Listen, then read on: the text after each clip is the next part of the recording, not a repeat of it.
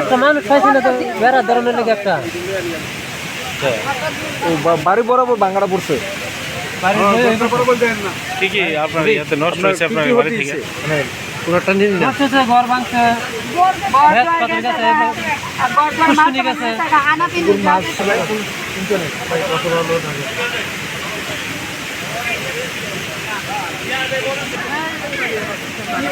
এই বাড়িটা ভাই বাড়ি বাইশে গেছে গা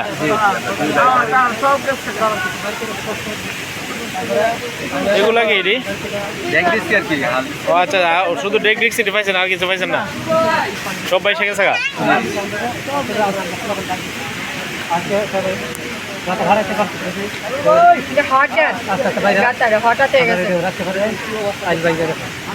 আমার ভাইয়ের ঘর বাচ্চাদের ঘর